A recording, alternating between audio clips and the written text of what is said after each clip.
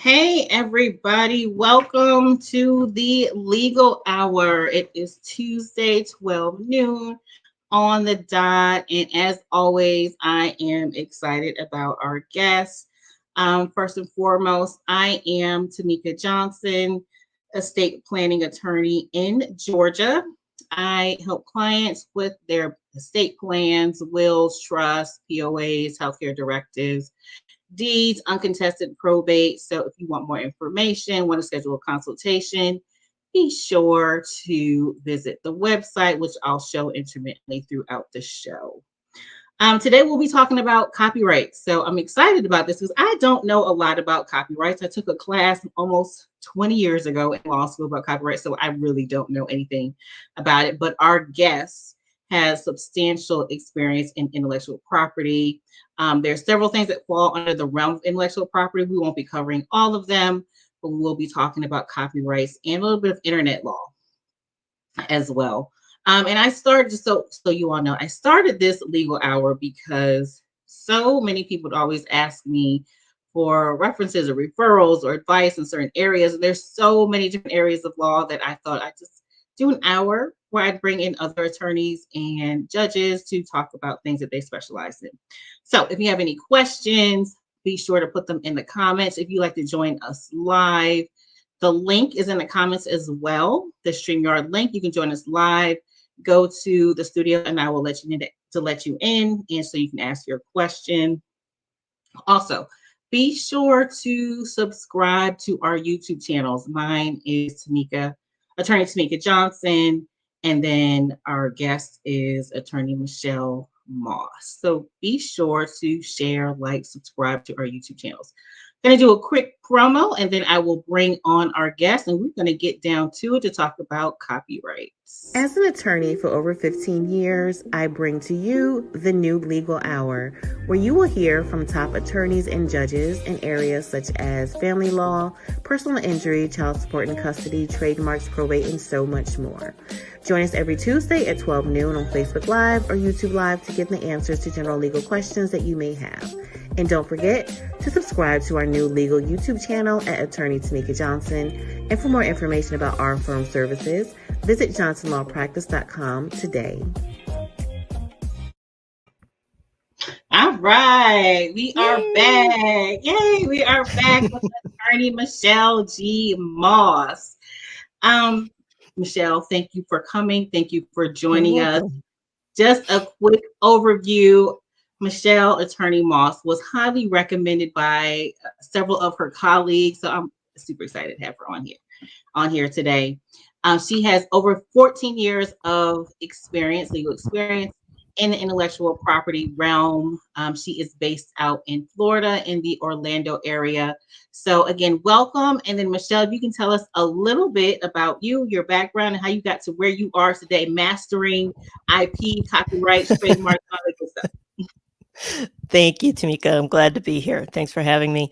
So my name is Michele Moss. My law firm is Johnson Moss, and I practice trademark, copyright, trade secret, internet, and computer law here in Orlando, Florida. This is my 19th year practicing law. So I've been doing this for a while. I do have a background in products liability law as well, but started out with intellectual property. Okay, awesome. So I want to get into a little bit because we all have heard of copyrights and we all know that there's a difference between trademarks, copyrights, patents. I'm trying to think of everything that's under the IP realm. But a big one that most of us have heard of or familiar with kind of are copyrights and trademarks. So again, we're going to focus on copyrights. I'm going to have you just kind of explain the difference between all of them before we start. But before we get there is a recent copyright infringement case that most of us have heard about that came out last month. And that was that Mariah Carey was sued for copyright infringement for All I Want for Christmas Is You, right? Which came out close to like 30 years ago. So I have questions. I'm sure other people do. And again, if you have questions, put them in the comments. I see a comment coming up already. So Yeah, so tell us a little bit about that. All I know is that the songs have the same title. It appears because I listened to the song. Vince Vance is the guy who wrote it. I guess that's his stage name. Same name. It's a country song. So they So don't sound anything alike. They have the same title. So tell us just a little bit your take, what you know about it, and then yeah, we'll go from there. it's a really interesting case because, as you mentioned, the song has been out for a long time, well over 30 years, and it's interesting that he decided to just file this lawsuit. Apparently, he sent cease and desist letters back in 2021. So, copyright, we know, protects original works of authorship that are somehow fixed in a tangible medium. So, in the case of songs, you actually have two different types of works that can be copyrighted when you talk about a song. So you have the sound recording, which is the actual audio recording that you hear, and then you have what we call the musical work or the musical composition, and that is the music and then the lyrics of the song. So that in itself, the music and the lyrics are a separate work that can be copyrighted, registered for copyright, I should say, apart from the sound recording. In this case, he appears to be alleging that he's did not give Mariah Carey permission to use the title of the song, which, as we all know, copyright does not protect short words or phrases. So the title of the song would not be able to be registered for copyright in any form. What he could register for copyright would be what I was either saying, the sound recording of his song, or the musical work, which would be the music and the lyrics to the song. And as you mentioned, the songs do not sound anything alike. So to have a claim for copyright infringement, he would have to show ownership of a registered copyright, and then copying of the constituent original works of the work that is registered for copyright. And in copyright, the standard would be substantial similarity. In other words, is the work alleged work that is the infringing work, is it substantially similar to the original work that has been registered for copyright? And in this case, I don't. He's definitely not going to be able to prevail because not only can he not register the title of the work for copyright, but there's several other songs out there that use the same title. So it's a puzzling claim at best. And then also the year. I mean, the there's 3-year statute of limitations for copyright. So even if some miracle he were to prevail, which I don't think he can, he'd only be able to get damages for the past 3 years. Okay. Yeah. So that's what I was going to ask. One of the things was statute of limitations. They're like, okay, 3 years statute of limitations, almost 30 years later. How does he even get there? And then I also looked it up, and there are 177 other songs with the same title. So, and he was not the first one. So it's all just kind of crazy to me. So if you're Mariah's attorney, what are you arguing? Well, first of all, I'm arguing that the song title is not what is registered for copyright, and of the copyrightable elements, the work, the part of his work that he's alleging is original. Miss Carey's song doesn't copy any of that, so he doesn't. He just simply can't prove the claim of any constituent original works of his copyrighted work that are being copied. So we'll see. I mean, he's gotten plenty of publicity out of it. Maybe that's, his goal. But, if you had a claim against Mariah Carey on this song in particular, which is very popular, you'd think you'd have brought it a lot earlier and been partaking of those royalties for the Right. past 30 years. Right. Okay, so devil's advocate here. If you are Vince Vance's attorney, what are you arguing? Oh, he's Publicity? gonna, You're just yeah, trying to get he's gonna say that the other gentleman involved, I think, who's the co-writer, listed as the co-writer on the song, it's a fan CF Walter, whoever, but that he basically had access to his original work, his song, and that he used apparently some elements of that in Mariah Carey's song, because he's not going to be able to say that Mariah Carey had any direct access to this work. A lot of times when you're dealing with copyright, you're going to have to show access, right? You have an original work somewhere, but you're going to have to show that did this other person somehow have access to it to be able to copy it, those constituent elements. And in his case, he is alleging that the person who was listed as the co-writer on the song is the one who had access to his version of the song and pass some of those elements on in Miss Carey's version of the song. Very interesting. We'll all see how it plays out, or see when it gets thrown out. So we'll be looking for that day. Yeah. So okay, so let's get back to copyrights itself. Just briefly describe for people who don't know what copyrights are. And there's a couple comments. One Alberto Soto. I don't know if you know him. Hi, Michelle I Moss. He's do. the best lawyer ever and best NOLG member. So smart. What is NOLG? North Orlando Leads Group. It's our leads group for Hispanic Chamber of Commerce of Metro Orlando, which I'm a member. Awesome. Angie Perez says great info. Okay, so copyrights is overall distinguish between copyrights and trademarks. So that's the big one people I think kind of confuse the most. So Sure. tell us a little bit about the two, how they differentiate. So copyright, as I explained, is for original works of authorship that are fixed somehow in a tangible medium of expression. So I'm holding my mic here today, and if I were to start singing, which I won't, I'll spare all of you that, and that this show is being recorded, then copyright would begins or attaches as soon as the work becomes fixed. So if you were to write something down, if you were to audio or video record a dance or some type of performance, then copyright would attach to that work. But if I were to just say it to myself in front of the mirror and I didn't record that poem or that song somehow, then copyright is not going to attach. Part of it is that the work has to be fixed. So copyright is for original works, just meaning it has to be an original work created by the author. It can't be copied. And it applies to literary works, dramatic works, anything from computer code to architectural plans and drawings, to movies, to sculptures, to paintings. All of those creative works are protected by copyright.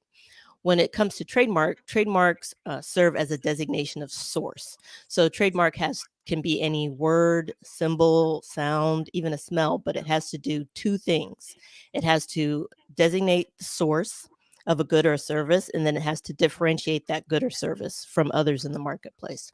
So for instance, if I were to tell you, well, I drive a car, okay, then you really don't know. But if I say I drive a Chevy, you're getting a little closer. If I say I drive a Chevy Trailblazer, now you know exactly who produced the car and the exact type of car that I drive.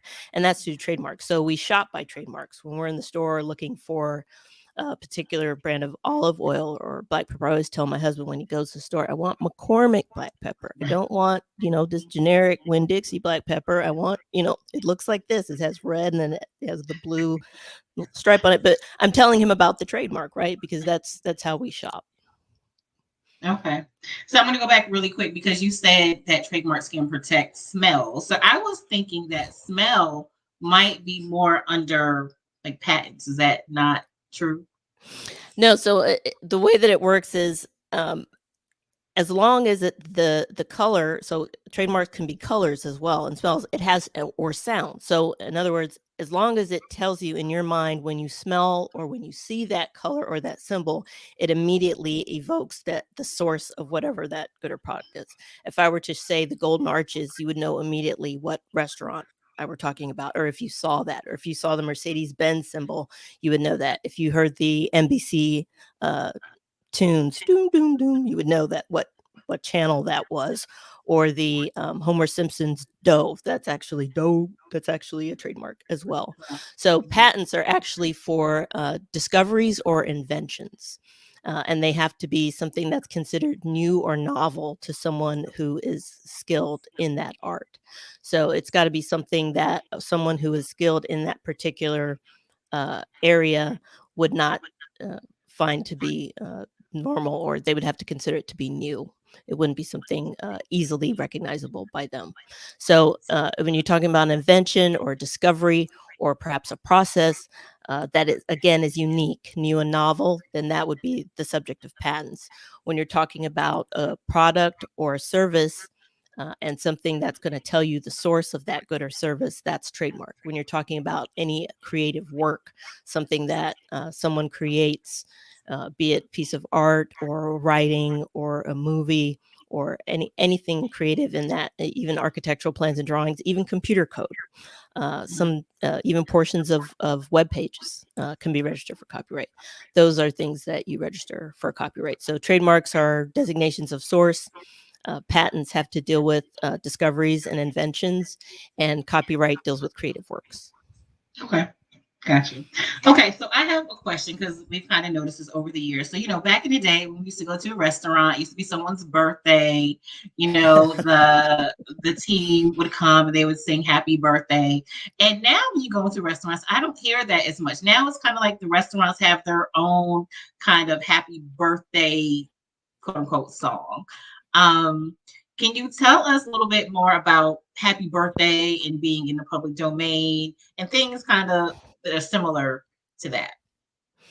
Yeah, so when you register something for copyright, the term of copyright, if you're talking about a work that was registered post or created post January 1st, 1978, the life or the term of the copyright is going to be the life of the author plus 70 years. And at some point, everything that's created, if it's registered for copyright, is at some point going to go into the public domain, meaning the copyright owner is no longer going to be able to assert those original rights of copyright, which is the right to make copies, the right to distribute the work, the right to make derivative works from that work, the right to publicly display the work or publicly perform the work. Once the copyright term has ended and that work is in the public domain, now others can make use of it in any creative ways that they would wish, because the author or original copyright owner is not going to be able to assert those rights exclusively. So when you're talking about trademark, as long as you file your trademark maintenance documents at the times you're supposed to, which is between the 5th and 6th year of registration, between the 9th and 10th year, and then every 10 years thereafter, you can actually keep your trademark forever. So unlike copyright that sometimes is going to end, trademarks can go on forever. Now, it's an interesting story with the happy birthday, because someone was actually making a film and they wanted to use the happy birthday. And for years, Warner Chappelle had asserted copyright to that song. And the documentary filmmaker was able to discover that actually they didn't own the copyright in it. It should have been in the public domain, and they charged thousands of dollars of licensing fees anytime someone wanted to use that in a movie, or if restaurants wanted to use it, which is why they came up with their own different way of singing happy birthday, because they didn't want to pay Warner Chappelle to use the happy birthday song. But once it was actually ruled that the song is in the public domain, now you'll hear different restaurants singing it all the time if they want to. They no longer have to pay for the right to publicly perform that. Okay, so now it's safe for restaurants to say happy birthday. Absolutely. Okay. It's like people are scared. They're on walking on eggshells, not sure what to do. Okay, I'll give you another example. Let's say you're at a sports bar and it's Monday night. It's the fall. It's Monday Night Football, and I guess the song or whatever comes on. I don't speak football, but the intro for the NFL comes on. Now, I remember hearing, and I don't know a lot about it, so maybe you can speak to it a little bit more, that basically the sports bars owners, the restaurants, they basically had to turn it down. Otherwise, they would have to pay to play the intro. Now, is that correct? And I could be saying totally wrong, so please correct me if I'm wrong. So and this is a great question, because this happens a lot. So what happens is, if you have a commercial establishment, when you're talking about copyright, remember, one of the exclusive rights is the right to perform the work publicly. And when it's in terms of a sound recording, it's the right to perform publicly via a digital transmission. That's one of the exclusive rights that belongs to the copyright owner. So typically when you have a commercial establishment like a restaurant or a coffee shop or something like that, what you want to do is you're going to obtain a license through either ASCAP or BMI. And these are what we call performing rights organizations. And they make sure that the artists that join them get paid when their works are performed publicly or in restaurants and in different places. So they actually collect a licensing fee from commercial establishments. So if I'm the owner of the restaurant, and what typically happens is, for small business owners, is they'll contact whoever their local cable provider is, or sometimes say it's their satellite radio provider, and they'll say, okay, I want this hookup. And so they'll come in, but what they realize is whoa, why is this so much more expensive than what my other subscription is that I have at my house for the same service? And that's because the licensing fee to be able to have those works performed publicly, as far as the TV shows, the songs, the things that are going to be in a commercial setting, there's a higher fee for that as part of the commercial license. So a business needs to buy a commercial license. What happens sometimes is the business owners, someone will say, they think they're doing them a favor by saying, well, okay, I'll give you this subscription, which isn't a commercial one. It's a residential subscription. So they don't have the proper license to play those songs or those movies or those special events because they didn't pay that extra fee to either ASCAP or BMI to be able to use those works in a commercial setting. And typically what ASCAP and BMI will do is they know which restaurants and places have license and which do not. And so they'll just send investigators into an establishment. If they're advertising, for something like Monday Night Football, or they're playing music, they'll just send someone in there and they'll just see what they're playing, what they're listening to, and they'll just write an affidavit and say, I was in this establishment on this date and time and they were playing this, or I heard that. And then they'll send them a cease and desist letter saying, you don't have the proper license for this music or to be playing these shows in your commercial establishment. So there is some truth to that. But what they shouldn't be doing is turning it down. What they should be doing is getting the right license so they can be able to play it. Gotcha. So if you guys are going to ask questions, I'm going to ask questions. I have I have another one. Okay, so sure. A few years ago, I had opening. I was opening up a new law firm location, new office location, and I had like a portable speaker, and I was going to play some music at the opening. So my husband, he's like very, very straight laced. He had already heard of this case. He's like, I'm not playing it. I'm not playing it. And I'm like, listen, I'm willing to take this cease and desist letter. It's like one time. Good. Nobody's here. And he was like, I'm not. And he was so serious. So in that situation, was I supposed to get permission before playing any type of music? When it's in a commercial setting like that, yes, because typically when you download the music or when you buy a video or a DVD or something of a movie, typically that it's understood that the license that they're giving you to use that is for personal use. And you'll hear that usually when you're watching a sports show, especially in the NFL, say that this telecast is licensed for our personal use and all commercial use is prohibited by the NFL. But essentially they're saying they're giving you a license to use that one of their exclusive rights, which is perform that work publicly, but only in a personal sense and not in a commercial or in a public way. So if you're having private guests in your home and you want to play your music, that's one thing. But if you're playing music and you're promoting your business, or it's at a grand opening, say for a business event, then that requires a different license because it's being used in a commercial sense and not necessarily just for your personal use. And this actually comes up, you'll see during campaign season. I think it was Mike Huckabee years ago, maybe in 2016, he got hit by one musician who I think was, why can't I remember now? Stevie Nicks group, but he was using one of their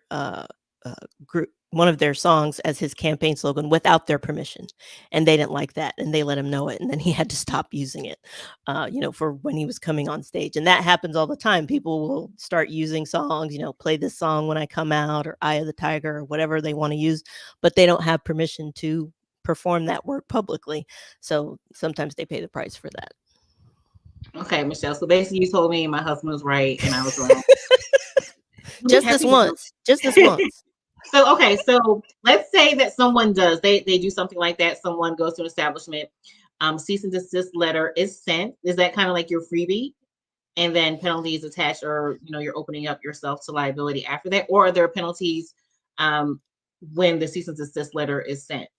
No, typically they'll ask for a licensing fee in the cease and desist letter, and they're actually pretty lenient. They'll usually send, from my experience, they'll send like 2, 3, 4 letters. They'll try real hard, but if they have to, they will file suit against the owner of that establishment if they simply ignore, the cease and desist letters and they don't contact them and pay the licensing fee. They will go after them, and it'll cost them a lot more then, because then they'll seek full damages for how many years. Usually they're just going to say, hey, you got to stop paying this, or here, pay your licensing fee. And it's going to be a monthly fee or an annual fee, and, everything will be fine.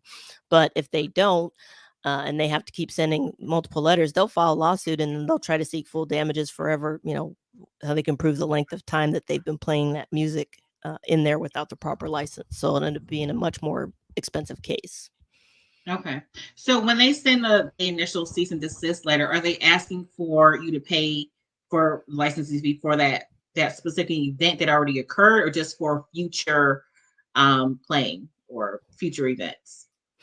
Typically, they're going to say that they'll do it by a time frame. Typically, it's going to be within a month. So they're going to say, okay, we came to your establishment in, say, February, and you didn't have the license. So we're going to assume, if we're sending you the letter and it's now April, that you didn't have, a license for that time. So we're going to say, pay us the license from February, till now, and then pay thereafter, instead of saying, you've never had a license and your business was opened, 3 years ago, and we're going to seek all those damages. They usually don't do it that way.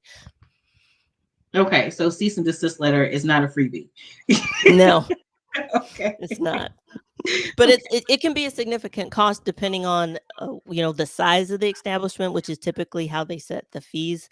So I mean, some of the business owners will be like, oh, I just can't, I really can't afford that. But it's like, yeah, but you really can't afford the lawsuit either. Right. Right. No, I get that. So a lot of people want to know, or they ask, do you actually have to file a copyright in order to have copyright protection? You don't. So as soon as you fix your work, so if you record yourself, if you write something down, and you can record it, you write it down, you can save it on your computer.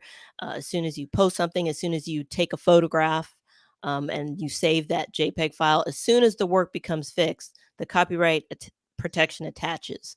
The reason that, and people want to register their works for copyright, is because now it's very clear from the Supreme Court case back in 2019 that you need to have a registered copyright in hand in order to file a lawsuit for copyright infringement. And the other reason you want to have your copyright registered is when you have works that are going to be copied. If I'm a music producer, if I make movies or videos, and I know as soon as I release this movie, or as soon as I release this new music, probably someone's going to start copying it, or there's going to be a bootleg copy of this movie somewhere because people are going to take it, given the nature of the internet. I want to be able to go after those people immediately. So there's also a pre-registration process you can do when you have works before the work is completed, that you can register, so you can go after people right away, but you still have to register the work for copyright. And when you timely register your work, which is at least within 3 months of publication of the work or at some time prior to the infringement, you also have access to statutory damages. And that's what you want, because the statutory damages are anywhere from $750 up to $30,000, and those damages can be trebled if you can prove willful infringement. So the other means of damages that you can get are infringers' profits and direct damages, but in order to get those, you have to depend on the infringer putting into evidence, or trying to get from the infringer, well, what their profits were, or if they didn't keep good records, then that's probably not going to be a good measure of damages for you. So the statutory damages are key, and you can only get that if you have registered your copyright timely. Right. So like I said earlier, that I took one class on copyrights, going like 20 years ago. But what I remember the discussion of like poor man's copyright. And it was basically like you wrote something, I don't know, you wrote a song or something, and you folded it up, put it in the mail, and you mailed it to yourself. Because it has a stamp, it was stamped, right? You get it back. And people were kind of claiming, well, that was a copyright. But I mean, what I'm getting is that you don't even have to send it to you, because the moment that you created it, it was already a copywritten material. But you still need to register it publicly in order to get the legal protection. Is that correct? That's correct. And the reason why people do that is when you have, so the elements for copyright infringement, you have to show the ownership of a valid copyright, and then you have to show in that work, and then you have to show copying of the original elements of that work for copyright infringement. Having the copyright registration is going to take care of, well, who owns the copyright and as of what date, because your date of registration is going to show when the work was created, from when your copyright registration occurred. So you're not going to have to prove, which is what they're trying to prove with the poor man's copyright, which is when was the work created, when was this work actually created, when do I have copyright in this work, is what they were trying to solve with that. But it doesn't really work because legally that's not going to work for a case of copyright infringement, because you need to have the copyright registration, and it's going to take care of the ownership of the valid copyright, who the author is, what the work is, and the date of creation and the date of registration, which is what you need to prove those claims. But I run into that all the time. People are always saying, well, I mail it to myself. And again, we're in a digital age, and copyright law was, we've had copyright back since 1976 and before that. So you're talking about, now we have digital, right? We can record things on our phones, or, via audio, via video, and we can save things. So we can actually fix those works in a way that, the Copyright Act wasn't even thinking about when it was created. So it's much easier today to be able to show, when a work was created. But obviously that can be manipulated, right? I can try to go in and change, when did I save this file, or when was this file created? So the copyright registration kind of takes care of all that. And you get the legal presumption that the work was created and who the owner is from the information that's stated on the copyright registration. And just so people get have a feel for it, what do the fees look like as far as copyright and applying for a copyright application and protection? Oh, they're actually really reasonable. I mean, if you look at, if it's either $55 or $85 is all it is to register. If you use the single application, if you're trying to register a lot of, for instance, if you register photographs, I think you can register up to $250 per application, and there's a higher fee for that. But for the most part, it's a really good deal. I mean, it's less than $100 to register copyright. You fill out the application, you can file electronically, and you pay your fee. So it doesn't cost a lot. The key is making sure the application is completed correctly, because that's where the problems come up.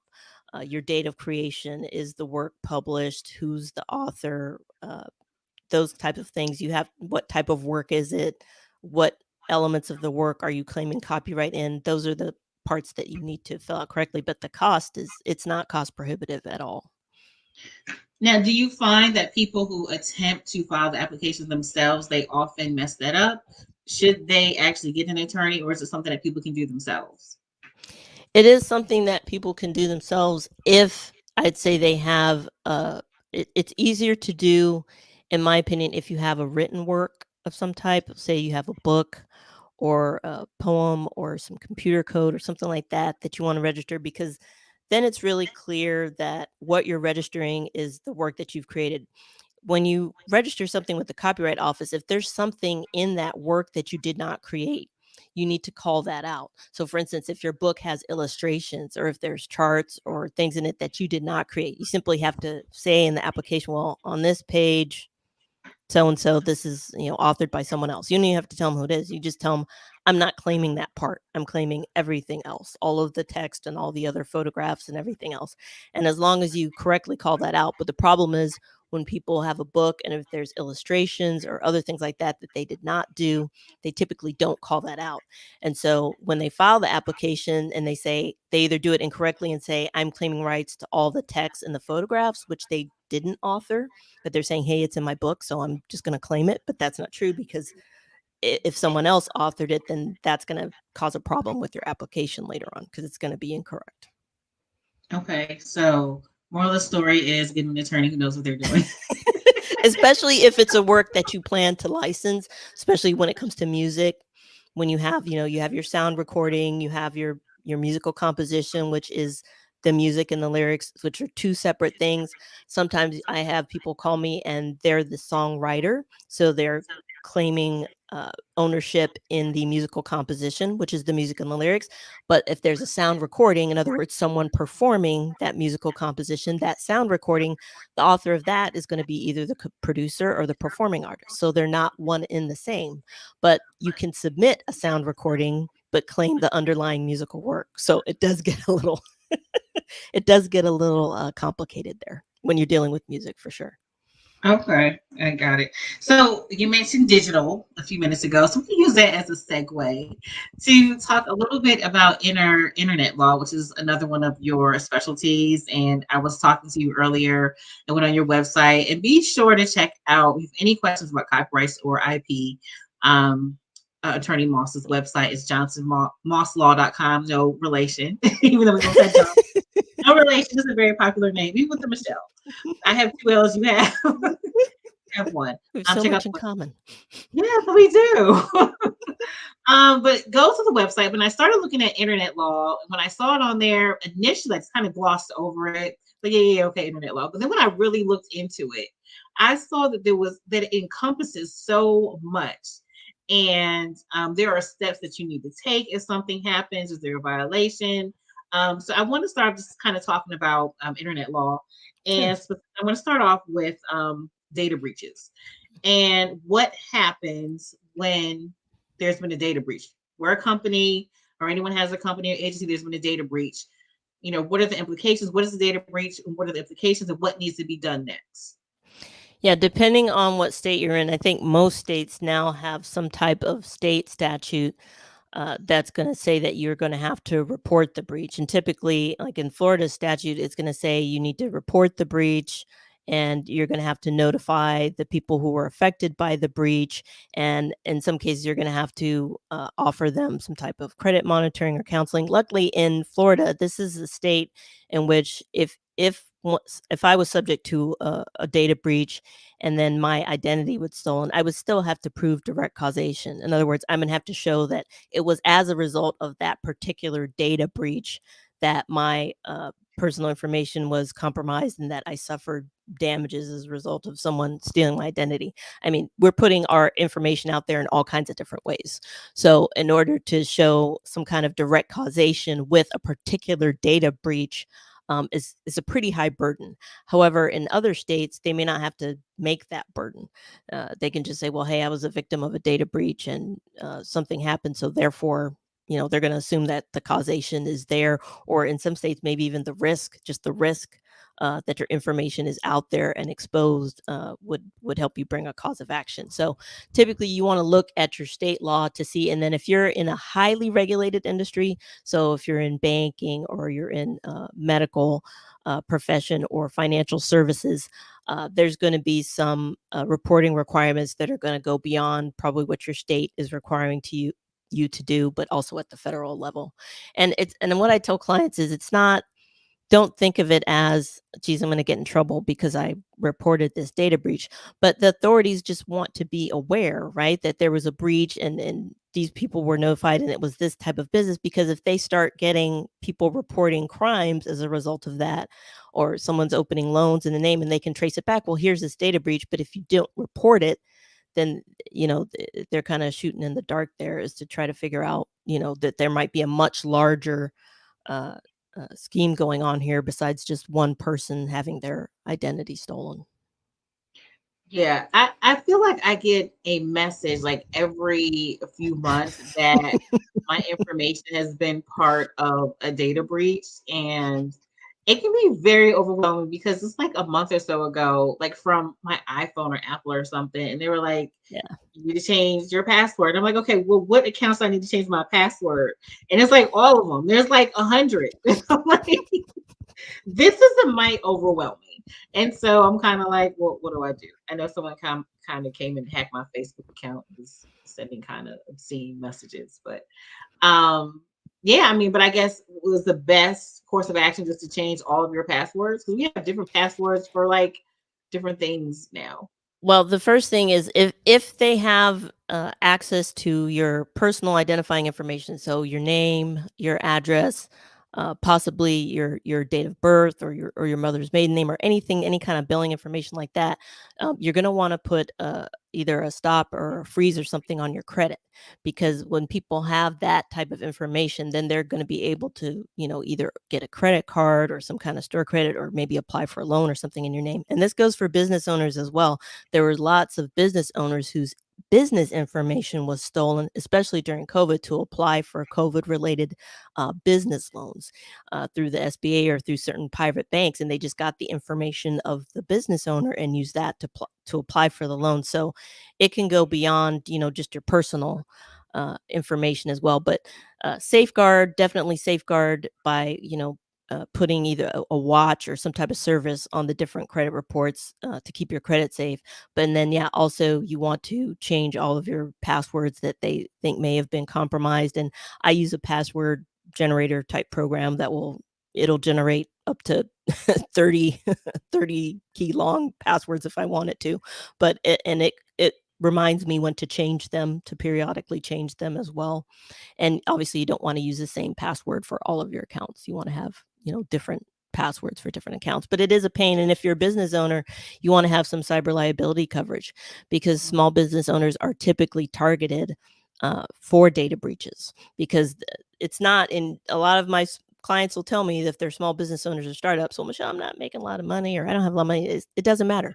If you have client data, if you have payment information, that's what they want. It doesn't matter how much money you may have, but if you have names and payment information and addresses for clients, they will get that information, and that's very valuable to them. So you want to have cyber liability coverage that's going to help you meet the reporting requirements if a breach does occur, and also help you to pay for the credit monitoring that you're going to have to do for your clients if their data was subject to breach. Yeah, that's a good point. I haven't even, thought about that. I mean, I see it when I'm applying or renewing my malpractice insurance, those kinds of things. But I don't know if everyone, if someone doesn't have liability insurance, if they're even thinking about that, because I know I wouldn't be. So that's a good point, especially if you have to pay those credit reporting fees for other people if there is a breach. So I feel like at some point we're all going to be hit up. At some point, someone is going to get us. Let's talk about email marketing. So, I mean, it's got to be a huge part of everyone's business. If you're a small business owner, it's just what we do. It's the most efficient way to send email, even if only 2 people open it up.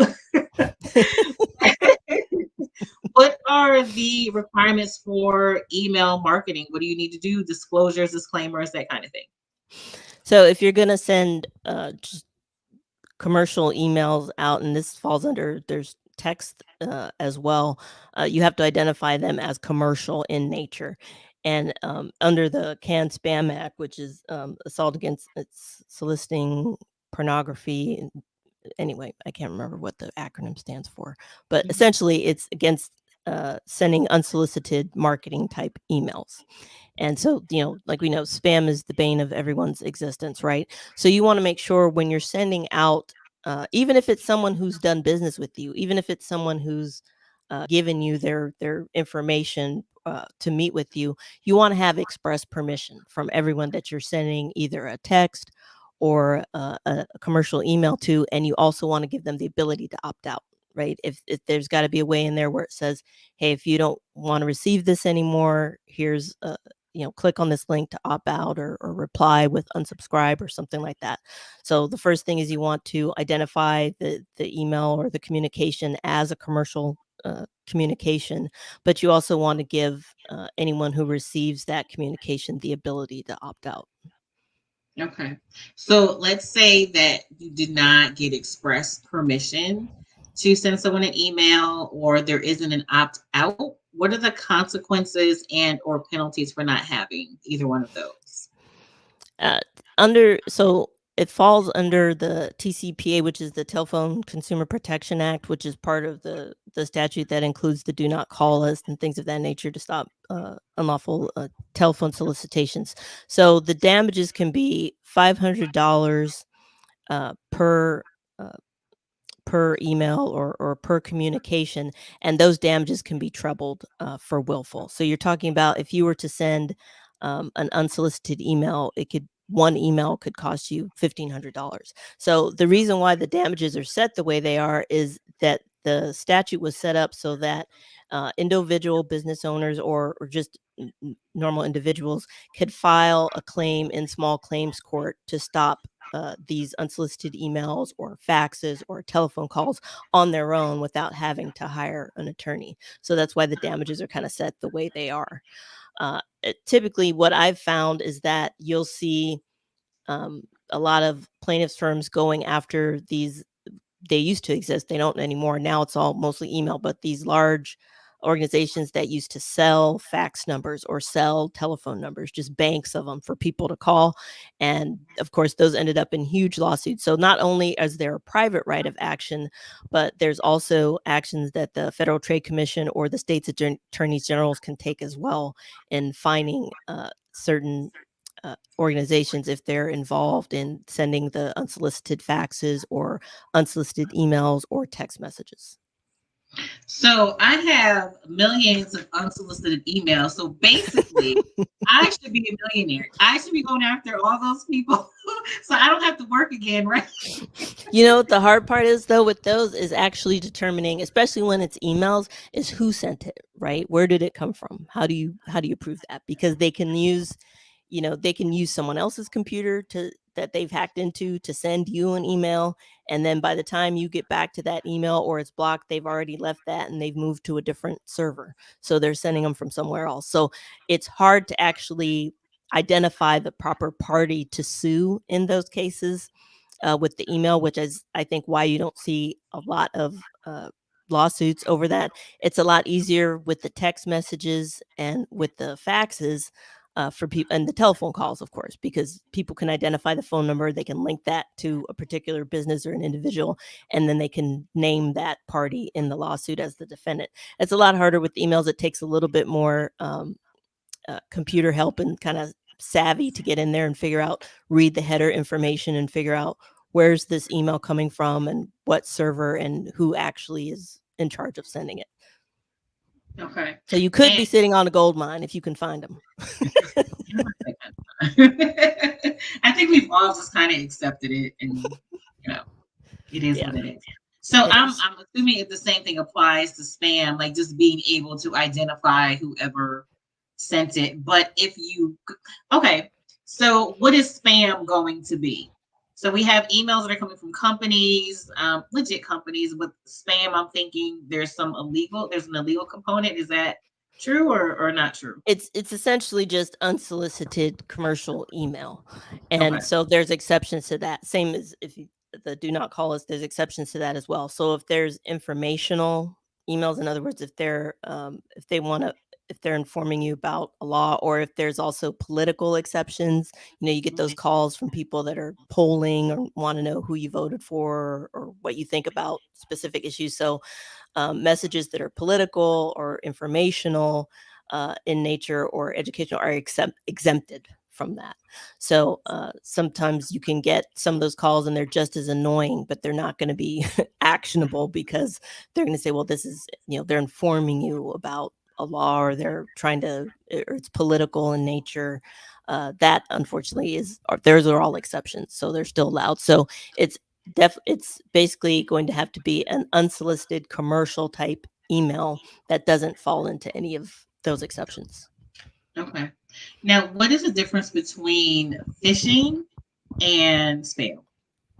So phishing is basically they're trying to obtain it's an email or a text message or even a telephone call that you might receive, but typically it's with emails, and they're trying to get your personal information for purposes of identity theft. So this is going to be it's more sophisticated than a commercial email where they're clearly just trying to sell you something.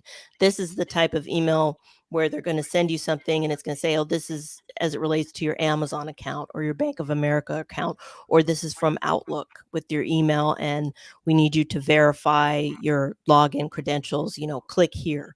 And these the pages that the phishing companies people set up are very authentic. I mean, it'll look like you click on that link, it'll look like Bank of America's website, or it'll look like I think I got one through GoDaddy, and it was pretty convincing the way that the email looked as far as everything, but it was still trying to basically obtain some type of personal information for purposes of doing identity theft. So they're either trying to obtain your personal information or your banking information or your login information to either your email or your Facebook or any type of account. Because if you realize that, all of these apps that we're a part of, they all have payment information in them, right?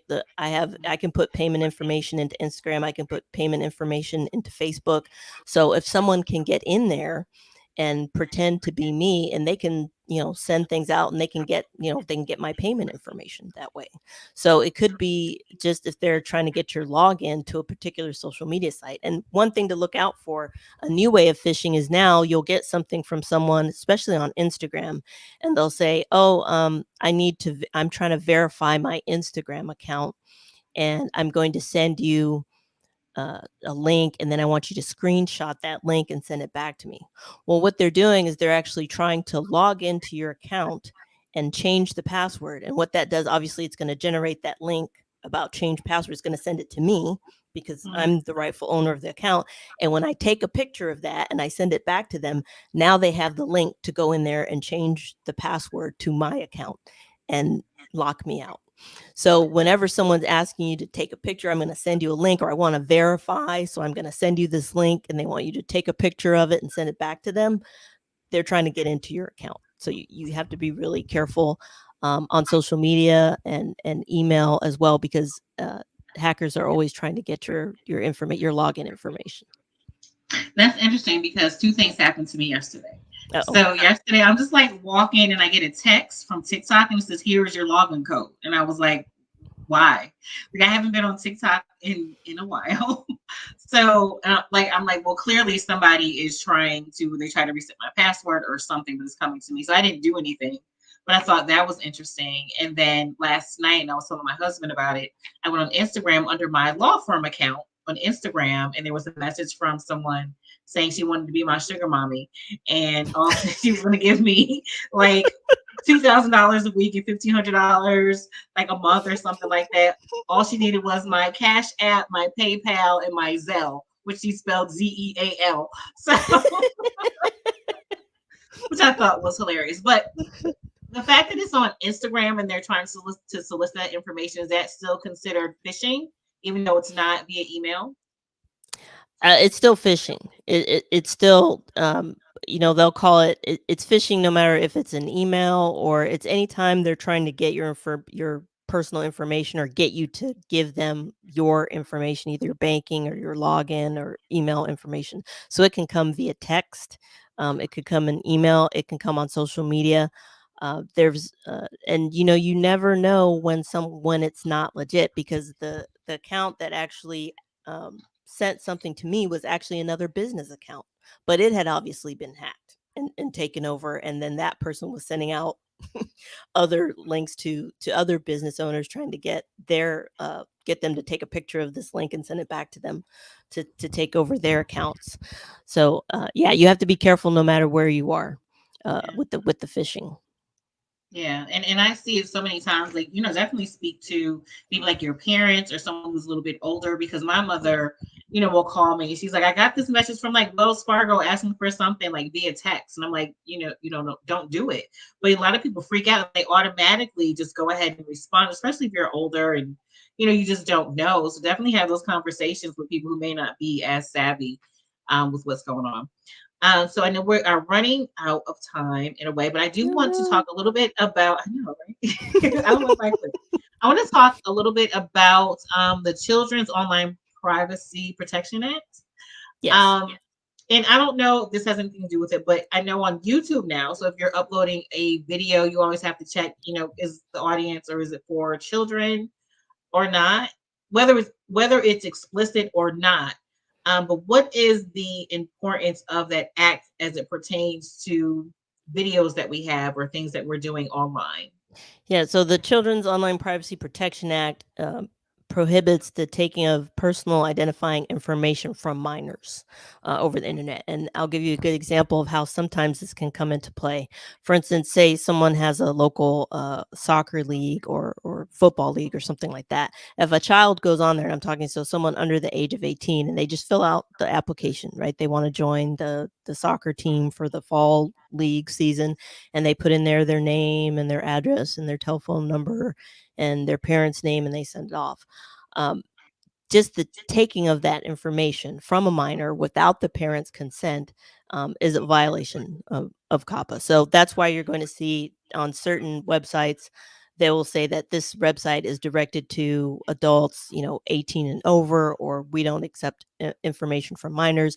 And in the case of those sports leagues, what they're going to have to know is who's submitting the information, right? If the information is being submitted by a person who's 18 or younger, then they are younger than 18, I should say, they're going to have to not, take that information. They're going to have to come up with a way to make sure that their application or the information is not able to be accessed by someone who's too young, because you just can't accept that information from minors. Is what the Children's Online Privacy Protection Act helps, because what happens is the parents, they get something in the mail that their kids enrolled in a league, and they're like, I didn't enroll you in any league. How did they get my address and my phone number and everything else and my name? And they did it through the internet.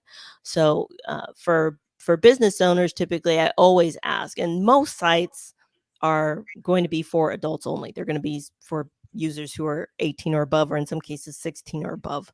But for those that do entertain and have accounts for minors, it's very important that they do get that parental consent before they accept that personal information in violation of the act. And there's a disclaimer that you can put on the website that has to deal with that.